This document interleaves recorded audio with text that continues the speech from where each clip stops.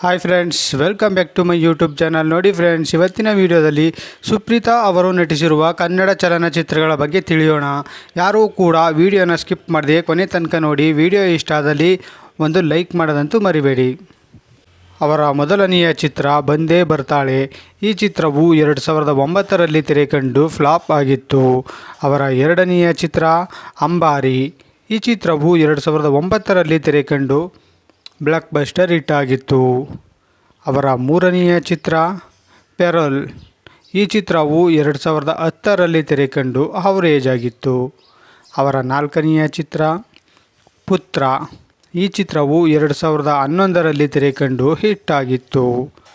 ಅವರ ಐದನೆಯ ಚಿತ್ರ ಪಂಚಾಮೃತ. ಈ ಚಿತ್ರವು 2011ರಲ್ಲಿ ತೆರೆಕಂಡು ಅವರೇಜ್ ಆಗಿತ್ತು. ಅವರ ಆರನೆಯ ಚಿತ್ರ ಮೊದಲ ಮಿಂಚು. ಈ ಚಿತ್ರವು 2012ರಲ್ಲಿ ತೆರೆಕಂಡು ಫ್ಲಾಪ್ ಆಗಿತ್ತು. ಅವರ ಏಳನೆಯ ಚಿತ್ರ ರಣ. ಈ ಚಿತ್ರವು 2012ರಲ್ಲಿ ತೆರೆಕಂಡು ಫ್ಲಾಪ್ ಆಗಿತ್ತು.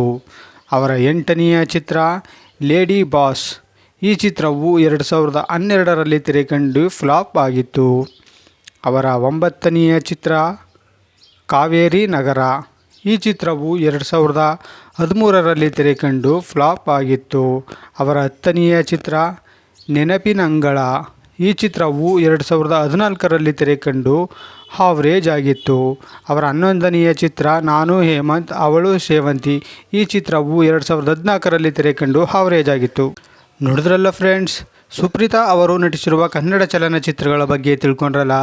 ಈ ವಿಡಿಯೋ ಇಷ್ಟ ಆದಲ್ಲಿ ಲೈಕ್ ಮಾಡಿ, ಶೇರ್ ಮಾಡಿ, ಕಮೆಂಟ್ ಮಾಡಿ. ಹಾಗೆ ಯಾರ್ಯಾರೆಲ್ಲ ಸಬ್ಸ್ಕ್ರೈಬ್ ಮಾಡಿಲ್ವೋ ಅವರೆಲ್ಲರೂ ಕೂಡ ದಯವಿಟ್ಟು ಇವಾಗಲೇ ಸಬ್ಸ್ಕ್ರೈಬ್ ಮಾಡ್ಕೊಳ್ಳಿ. ವಿಡಿಯೋ ನೋಡಿದ್ದಕ್ಕೆ ಧನ್ಯವಾದಗಳು.